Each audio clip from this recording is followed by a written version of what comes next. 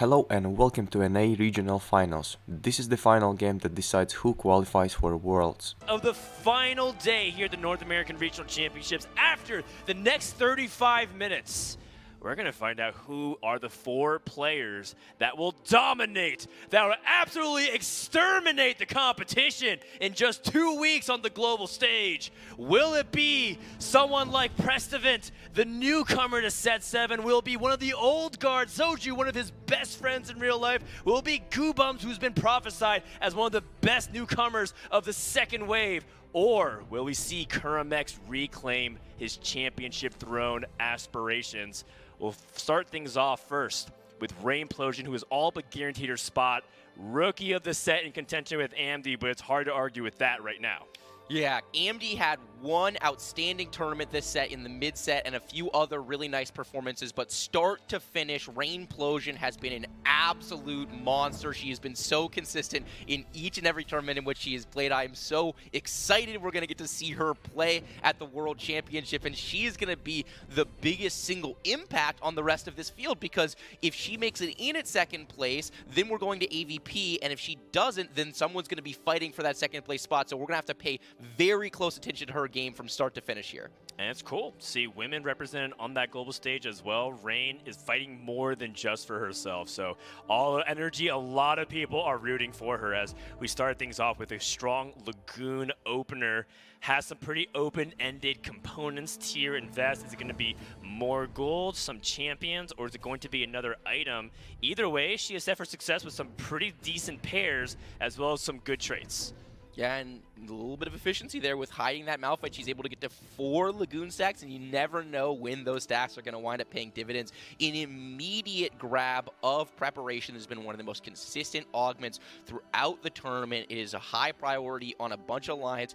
Seraphine Graves being one of them, but to be honest with you, we have not seen a lot of Seraphine Graves out of Rain. It has not been core to her game plan, at least not thus far. It's just tough because you have 2 players in the lobby who will try to play it whenever they can. It's mainly Kurum as the first option, but Robin also looks for that, even though Robin today has been forced off that line on multiple occasions, and it has not worked out for him nearly as well.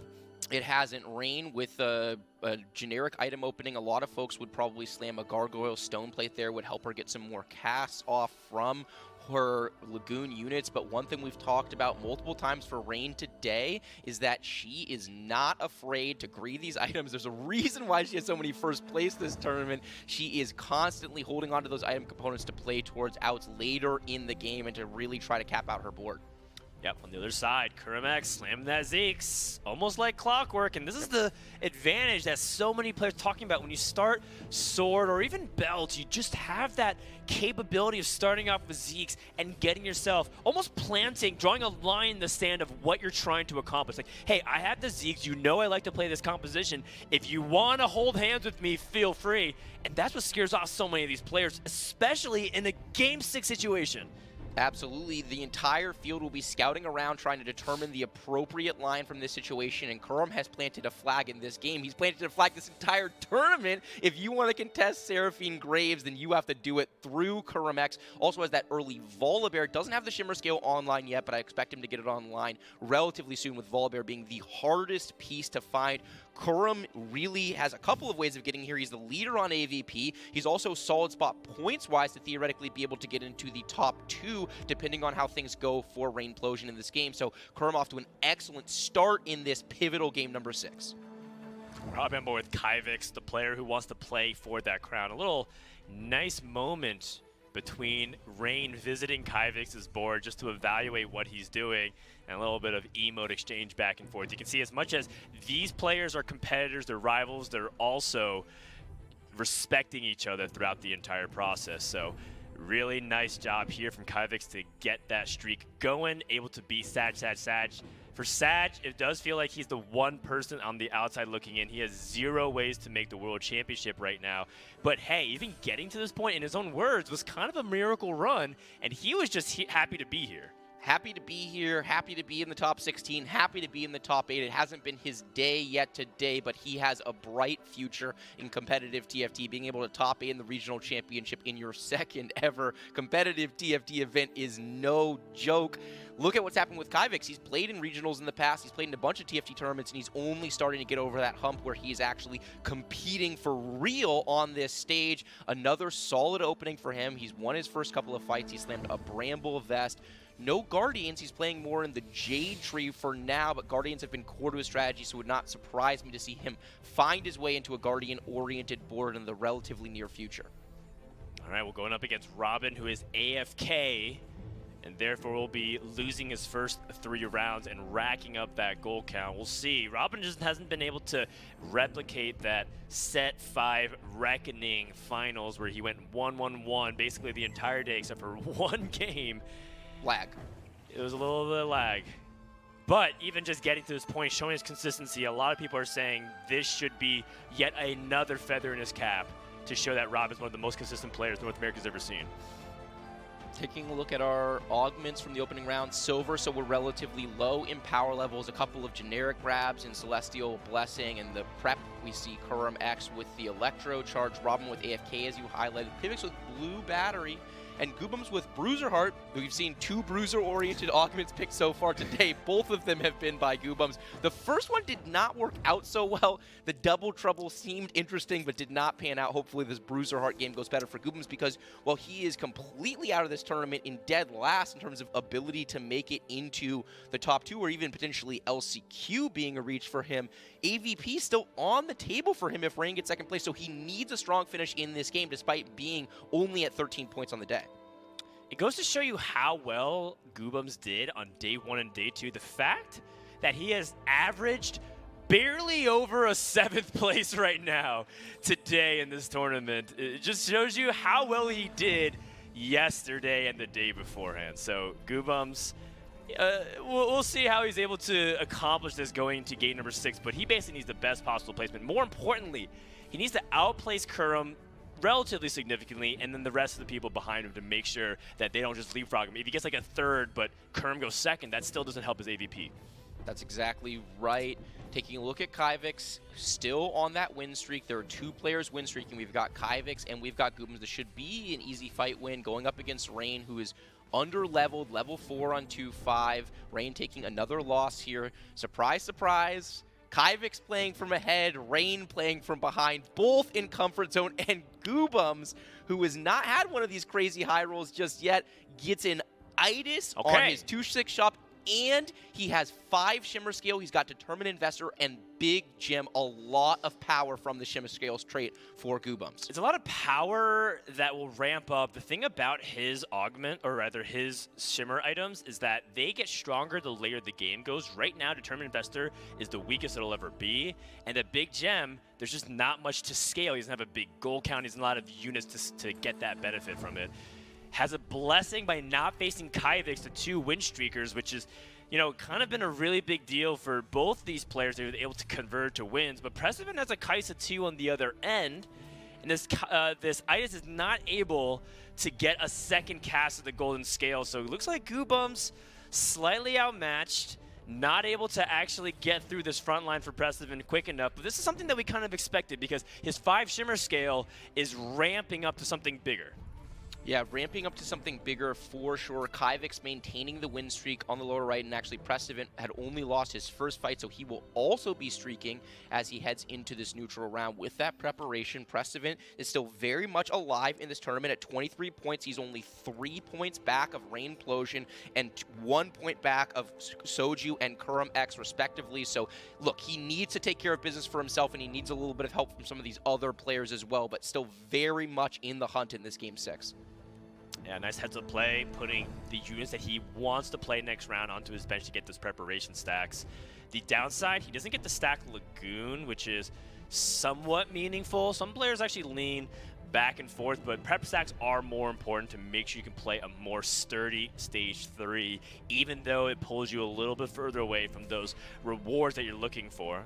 For Precedent, he does have that Rune and Slam, and he finds another bow and a rod, which opens himself back up to a line that's been a love-hate relationship. He's been playing a lot of Xayah. Is he willing to dip once more back into this AD tree? He's been forced onto the Xayah a couple different times today because it felt like his augments pushed him there. He didn't have a lot of other outs, but in this situation, it feels quite strong to me. We've been talking about the difference of playing Xayah from behind and ahead. He rolls there, starting to think about what he's going to prep for later on in the game. It's very, very interesting. He can definitely play around this Siphon and play the standard Soifin line, which has been both his and Soju's preferred line overall for this tournament, it seems. We also saw the POV. Rainplosion was rolling a decent amount on 6 to try to get her board online, but we have the matchups here in front of us. Robin versus Prestevent, which is very nice. Robin is trying to lose one last time before he commits to a big roll down. Robin also seems like he's going to try to go for what looks like to be Yone off his current setup, but a lot can change as we come up on the 3-2 augment. As Rain looks like not able to get the easy win, has to rely on that Ezreal 2. It's an Ezreal 3, I think, actually. Oh, she's rolling on level 4, and she's playing an Ezreal reroll strategy. This is the first time we've seen this from Rainplosion.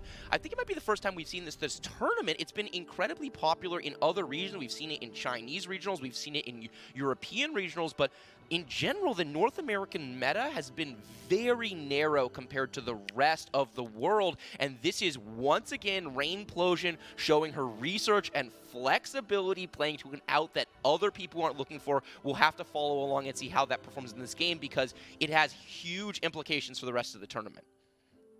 Yeah, the Prestevent you can see just chilling here at 3-2 while Robin is committing to a big 3-2 roll down. Interesting that Robin wasn't trying to commit to a level 7 roll down, instead rolling at 6. This is uncharacteristic of Robin. Coming into today, Robin hadn't rolled at 3-2 a single time. And you're telling me that he's going to be doing it in multiple games in a row when his primary game plan wasn't working. And I think that's a good thing because his primary game plan was not working out today. Yeah, it hasn't been working out today. He's been contested on that Seraphine line. He's struggled to find his footing. It feels like each of the players in this tournament have had clear leans, and Robin had his coming in, but he's been disrupted by the complexion of this final lobby and just hasn't been able to find an avenue to go in. We saw him finally, someone else playing that Kai'Sa reroll last game, working out pretty well for him. Maybe that could have been an area where he could have been contesting Rainplosion earlier in the tournament, but not a lot to do about it now. Rainplosion grabs that Featherweight's augment. If you're going to be stuck on silver augments, having prep and featherweights for an Ezreal reroll strategy is pretty good. It's a little bit awkward with featherweights and Ezreal in particular because a lot of people like to prioritize blue buff for the cast. Ezreal is an AP champion, not really an AD as many people remember from, say, the Innovator days in Gizmos and Gadgets. Ezreal instead wants an Archangels, wants Guardians to surround him, and then he scales. He definitely is not a high burst champion in the beginning, but by the end of the fight, his Mystic shots would be dealing 1,200 damage or so when it ramps up. And so to have featherweights be part of that is a little bit interesting because the auto attacks don't matter that much, but it helps the Guardians with their movement speed, and plus you never know if those extra casts off those 1 and 2 costs will be a big difference. It could also just be a way of casting more, right? The attack speed is a great way of getting the chain casting, so if you don't have blue buff, you have Archangel, the attack speed can be a way of kind of rotating through your cast as your Archangel ramps up.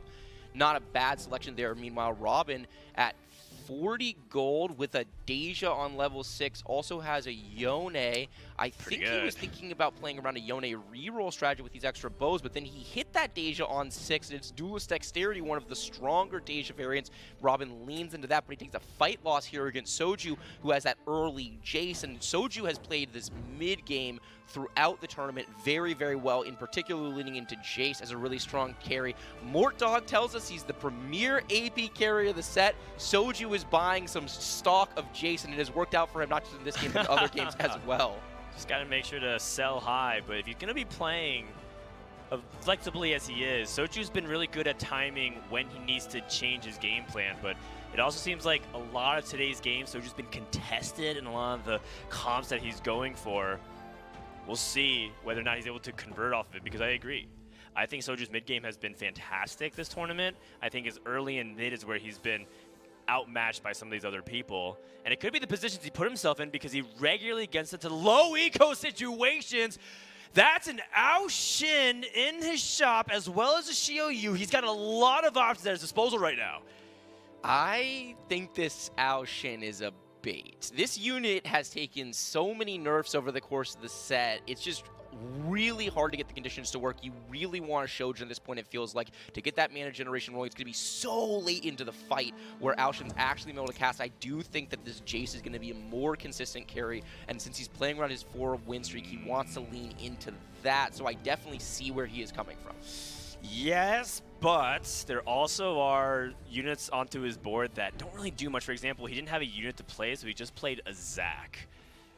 And so when you're telling me that, you know, he's carrying this Jace primarily, which I understand, I think a lot of people kind of forget that Guild Aoshin still is a thing. It's just like Guild Deja is still a thing, but people have just kind of fallen out of it.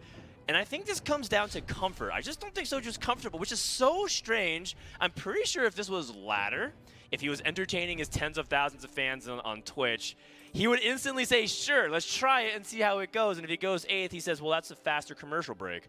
But in this environment, he is put back to the wall. He says no, and that's a different Soju than you're used to seeing. And he's never been in this environment before. He has made the final day of regionals one time wow, in the past. Subtle Flame. He's never been here before. But he's never really been in contention in the final game, right? He was functionally eliminated heading to that last game, so having the stakes be really high for him in this final game where he's in a very realistic shot to compete here. He only needs to score a couple of points beyond Rain, 3 to be safe because he probably loses the tiebreaker to her. So still very competitive win streaking in this game at 92 HP. He's in an excellent, the first half of the game has gone very well for Soju. If he can continue this trend, maybe we see Soju in the World Championship. What a time to be alive.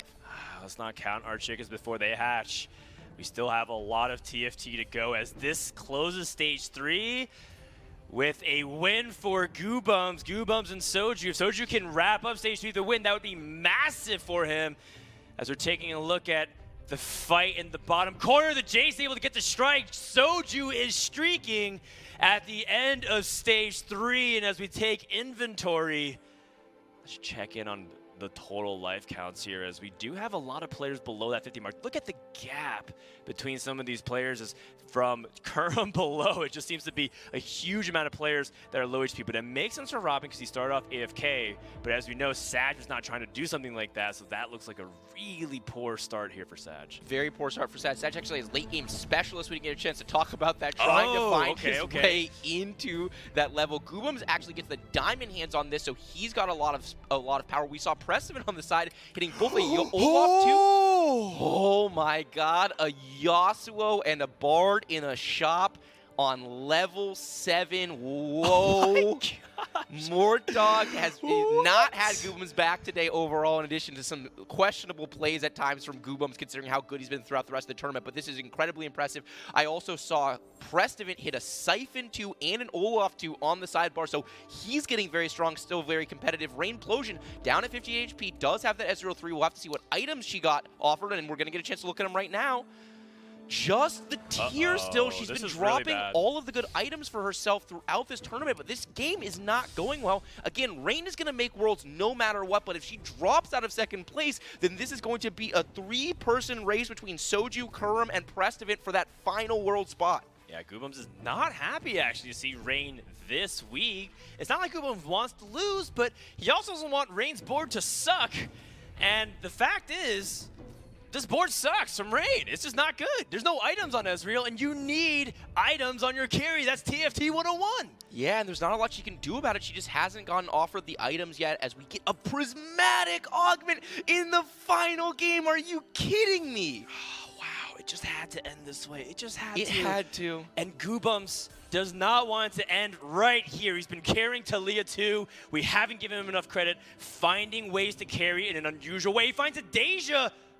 He rolls past the Deja. What is Goobums planning? Is he going to put it all on the line for Seraphine Graves? I see a Graves pair. I see that he had Seraphine as an option. And is he going to transition into Seraphine-itis? This actually was a callback to the very beginning of PBU when we saw this Cannoneer Lagoon Shimmer composition being a very balanced and also quite a flexible composition. Is Goobums going to end this the way it started? the whole server basically plays the same 7 units over and over again when they play this composition, and Goobums has played it a couple of different ways already this tournament, showing off that right now he thinks Itis is stronger, trying to play around the 5-summer scale. We also saw Rainplosion's board go gold on the lower right hand corner, hitting the 3-star of Zac and the 3-star of Leona, so she's got her front line massively leveled up. She's just going to need to get some damage items onto this Ezreal. If she can hold on to enough HP, she just gets a win there, gets a carousel rod, gets more damage items off of the Treasure Dragon. She could easily wind up securing second place in this tournament. Only time is going to tell. Oh, and just that insult to injury, Robin, who did find that Deja, rolled it all the way down. He found an Aurelian Soul as well. Goobums has a lot of HP to play with, so not under tremendous amounts of pressure. As we take a look at Prestivent, another player on the outside, but not by that many points. Prestivent has a 2-star Jace, a pair of Xiaoyu and Pantheon, and a fully prepped Siphon too. This is a pretty strong board for Stage 4. It's an outrageously strong board for Stage 4. He thought fast in order to get there, and apparently he thought fast enough, hitting big upgrades across the board. Would like to have found another Pantheon or a Xiaoyu, but rolling on 7 can make that challenging. Oh, Going up gosh. against K3 Soju, Oh, who fast-baited. my God. And once again, they are going head-to-head on the exact same line, and in this, the crucial game where only one of them has a realistic chance of making it, is it going to be neither of them make it because they're contesting each other? Look at his third augments. Soju is risking it all. When he needs to go big, he takes one of the biggest risks you can possibly do in TFT. He's taken Curse Crown, which gives you 2 slots but doubles the damage. If this is not first or 8th, then I don't know what is. Oh my God, Soju putting it all on the line in the final game, trying to fight his way into the second place, and he's in an amazing position to do it. He's got 92 HP right now. He's got a pretty strong board, able to deal with Prestivent's extremely upgraded Soifin board for 4-3, and the reality of the situation is Curse Crown puts a 6-dragon win con on the table for Soju if he can find his way to level 9. Taking a look at the rest of the augments here, Kyvix took Windfall, an unusual choice for gold. Rainplosion took Featherweights 3, Whoa. stacking Featherweights. Now you start to get real serious business. Maybe you don't have to have blue buff because, like you said, stacking that attack speed can really matter. And then Sag, you're talking about gold. He went late game specialist into Shimmer Crown. That is some big-time plays. Everybody is in the TFT arms race for Uncharted Realms. Kyvix is already level 9 at 4-5. I thought they took level up out of the game, Dan. What is happening here? He uses Windfall as basically diet level up. He goes to level 9. He's got 20 gold to work with. He's carrying a Karma 2. He's got 1 copy of Itis so far. He does have a meaningful amount of HP to work with, still 47. It doesn't look like the transition is going amazingly for him, but there's a lot of perspective power for him. We see his board. He winds up playing around the Deja carry right now, not able to hit an Aurelian Soul, which I assume is his primary out as he's played 2 for the entire tournament. Does have the big gem, but only a little bit of gold. No, the Siphon's already onto the back line. This is excellent for Prestivent, and Kyvix is sweating. Here comes the Rampage bite. Kyvix can't take too many more losses like this. He's at 47, down to 32. A third of his life chunked out just like that. What's happening elsewhere? We're looking at Soju crushing his way through to another win, but Curse Crown fights go like that. It's looking good until it doesn't, as Soju racks up another win. But keep in mind, it cuts both ways. Yes, he takes more damage if Soju loses, but how much more damage is he dealing to everybody by winning by 2 more units or even more? Yeah, he's putting so much pressure on the lobby. We see Goobums hitting on Yasuo too. I wouldn't want to end it any other way. We have final game Prismatic, and this lobby is going to get out of control on the power levels. We're starting to see big damage come through on the lower end. Robin down at 24 HP already. Sag could go out before even seeing the Treasure Dragon if he takes a bad enough beat here. We'll just have to see here. Kyvix needs to last out this stage as best as he can. Takes a nasty shroud from Kurum, who's front-rowed all of his champions in order to get this nice edge 3 value, trying to get backline access. But this stage is kind of in the comfort zone. This is almost exactly what Kyvix wants.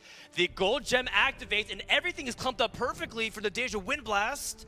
Able to work now onto the Volibear.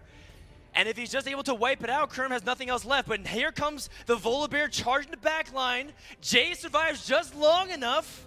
And Jace is a carry, but sometimes he tanks long enough to outlast a bunch of the DPS coming its way. Kyvix gets a reprieve there going up against Kurum, who's getting ready to transition his whole board at level 8. It looks like he wants to play the Seraphine Graves comp, but he's going to go to level 8 instead of staying at level 7.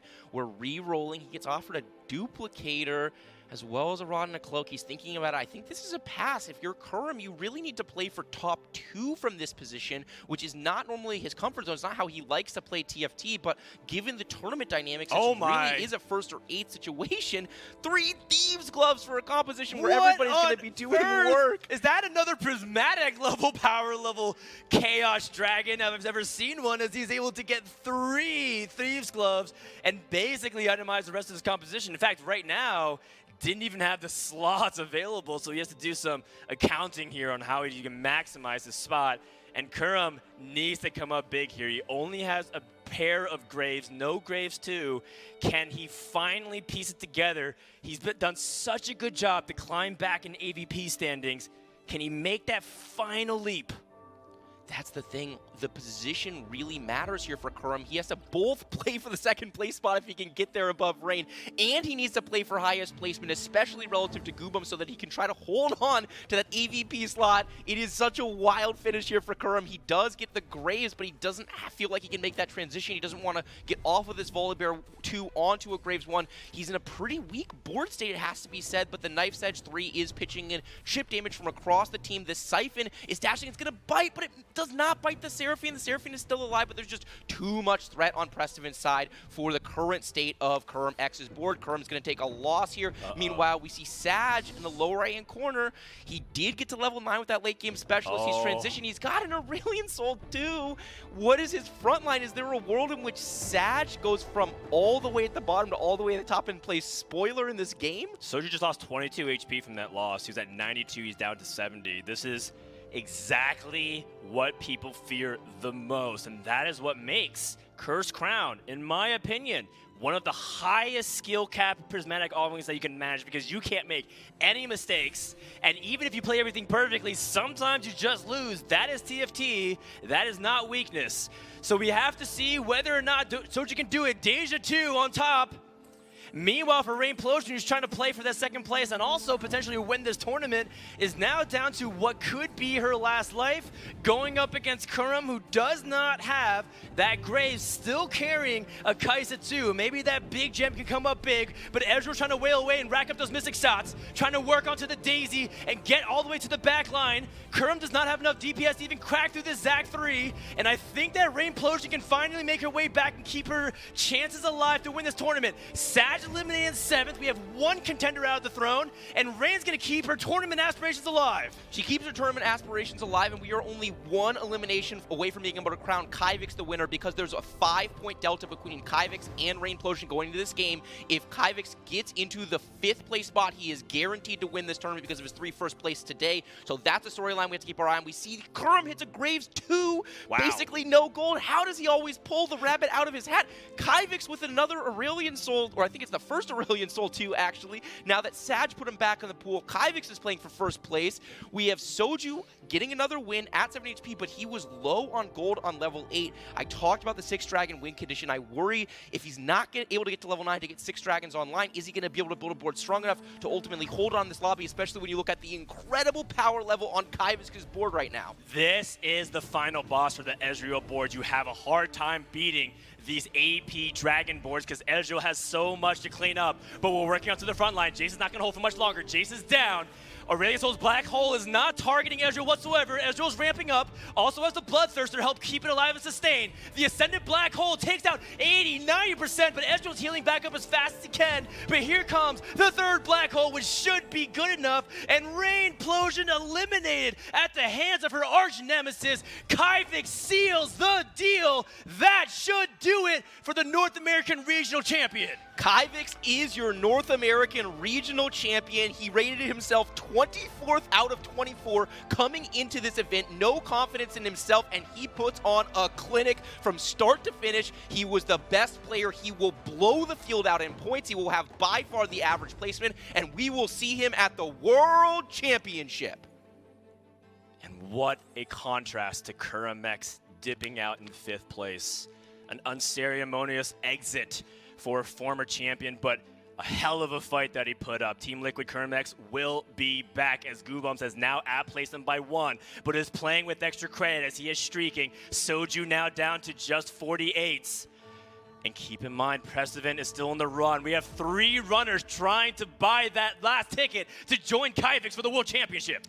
It's such a close finish here at the end. Kyvix with this incredibly strong board going up against Prestevant, who is on a win streak right now. Soju, meanwhile, on the bottom part of our screen, took another loss in his last fight, down to 48 HP, so things are getting very scary for Soju going up against Goobums, who is also on a winning streak. If Soju takes another loss here, I think it means he's lost to everyone left in the lobby, and I really worry about his board state, but he does take a win. It looks like a decisive win in that fight against Goobums, so Goobums' streak is snapped. Meanwhile, this Siphon on our main screen is just not going to be good enough. Prestevant, a strong board, but he's down a Prismatic against another board that's down as Prismatic, but I see your Soifin board, I see your 4-cost dragons, and I raise you and play around the legendary dragons instead. Oh, Soju finds a Bard. Can he find a way to squeeze it in? That's such an impactful unit given. Maybe you drop the Pantheon. The 4 Whispers might not be that important right now. Yes, you want to stack all that stats. Can we find a way to tech it in? But at the same time, he's holding a Pantheon pair. It's also kind of crucial to his fundamental strategy here. Soju switches over to the left side. He splits it. Is that enough to what he wants? Is he dodging a Shroud? He's going to be trying the same side as Aurelion Sol. It's a question of whether or not he can get past this Itis, or will anything get in the way? Can Soju outlive it? Here comes the first black hole. Siphon charges. Big damage, but the heal from the Gunblade, the follow-up from the Wind Blast from Deja. Soju needs to win this fight to increase his chance for the World Championship. And doesn't look like this black hole's gonna get it done, as we do have yet another big rampage, but it charges away, and I think Soju is out of damage. What will be his health total after this fight? Goes down to just 16 and one last chance to fight for that World Championship spot. God, one last chance to fight for that spot. Kurum X goes out right before him, so we know Soju is going to have more points than Kurum X. He started this game 2 points behind Rainplosion and 1 point ahead of Prestevant. So right now, if he goes out, he's tied with Rainplosion, but he's going to lose the tiebreak because he doesn't have enough first places. He also has to worry about his buddy Prestevant. Soju needs to find his way into the top 3 somehow, some way. If he can get ahead of P-God, that would potentially punch his ticket into Worlds. We haven't even talked about Googums yet. He has 4 Graves, he has 70 gold. Does he roll it for Graves 3 with a duplicator on his bench? Does he go to 9 and try to play for a higher theoretical cap? For the Aurelion Sol, which shows up in his shop, he skips it. He's going for broke. He's gonna roll it down and see what he can hit here.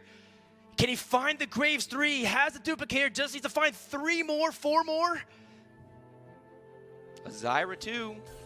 It's better than nothing. He's going for Seraphine as well. He still has that duplicator. Goobum's on 44 HP, so he does not have to all in here. He's going to take a beat. He's going to position for this fight. We know he's going up against Kyvix. It's hard for me to envision this board beating Kyvix's board. There's just so much raw power with the Jace and the Itis. No access to this Aurelion Sol in the backline for Goobums. We're actually going to go over and watch the 2 boys playing each other for what might well be a world spot. Soju versus Prestevant.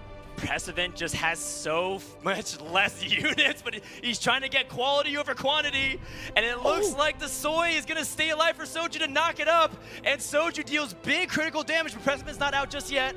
Kyvix gets the win over Goobums, and we're heating up as we get closer and closer to finding out who will be the first person to tag out in 4th place, and I can't help but feel that Precedent is just a little bit outmatched. I think the other 3 boards are just a little bit too far ahead. This is the case, but because Soju has the Cursed Crown, if they both lose this fight, it's really hard for me to envision Soju maintaining a higher placement in this game than Prestevant. It's all going to come down to this. We see Goobums rolling. There's another Graves 2. Goobums is Soju's matchup. Soju just needs to pray Goobums does not get to Graves 3 before this. We see the Seraphine 3, I think, coming out for Goobums in this game. It is Seraphine 3 against Soju's board for his tournament life, for his World Championship chances. The Zephyr onto the Zephyr onto the Shyvana, not able to get the Dragon Send early. We do have Yasuo kind of diving in. Shioyu's going to go down pretty quickly. Seraphine 3 able to drain it down. The Dragon Sense stalls, but I just don't think there's enough to get there. Soju's going to take big damage if all these units survive. Soju, no! 4th place guarantee, -20. He put it all on the line. Prestivan, even if he goes down here, he does not. Gets a win over Kyvix. Hold the phone. Can Lil Bro actually avenge Big Bro here? And can Prestivan do the unthinkable and claim a world spot before Soju, who brought him the teamfight tactics? God, this is so close. Prestivan, I think, needs to get into second place right now. He is 3 points ahead of Rainplosion in this game, but 3 points behind her in the overall standings. Rainplosion would win the tiebreaker against Prestivan because she has many more first places than he does today. So Prestivan needs to find a way somehow to defeat this Seraphine 3 if he wants to keep his world chances alive. Oh, Zephyr, what's it gonna hit? Targets the Siphon, an excellent snipe from Goobums. That is one of the scariest units to fight because the TG is on the COU. TG is not gonna be very good here as it goes down. Graves ends up getting knocked up, but he's focusing the Siphon. Siphon doesn't have any aggro drop, and if that's the case, all of his damage sources will be gone outside of the Jace, and Goobums is coming for that average placement. Prestivan is eliminating third, tying him with Soju. We have our final two. Goobums trying to take care of business right now, getting the highest average placement he possibly can to theoretically get in the World Championship via that. We need to see how the tiebreakers shake out because right now I believe we have a three-way tie between Prestivan, Rainplosion, and Soju for the final spot, and I don't want to call the tiebreakers off the top of my head. I thought it was first places, but I'm getting word that it might not be. So we're going to have to wait and see how it comes out in the end. I believe all three players are tied. We don't know our final world spot. All Goobums can do is control what's in front of him. He has to try to win this game, get the highest average placement he can, and maybe, just maybe, he finds himself in a guaranteed world's position as a result. What's the bullet of choice? Do we Zephyr the front line? Do we try to go for the Aurelion Soul? How do we position this Banshee from the Thief's Gloves onto this Pantheon? Do we move Seraphine up? So many things calculating through Goobums' mind as he needs to come up big. He has so much unleft finished business from the World Championship. He hits the Zephyr on the Aurelion Soul. Let's see if the rest of the team can clean up before Azo lands and starts attending in the black hole. Seraphine and Graves working on. The black hole only targets 1 or 2 units. Graves is moving slowly but surely, but the big Temper Fate locks down a bunch of units in the center. Graves making his way to the top left center, trying to find ways. Jace finally falls, and this black hole is too late. Goobums has done it in his time of need. Goobums from Canada comes up huge in day 3 of the North American Regional Finals. He has an absolutely disastrous day from start to almost finish with his back up against the wall, knowing he needs to get that AVP placement in order to have a chance at a World Championship this set. He pulls out the first place when he needs it. What a comeback game from Goobums, but will it be enough? We set it up at the start. He needs first place to have a shot. And he says, never say it's over while I'm breathing. He is still here.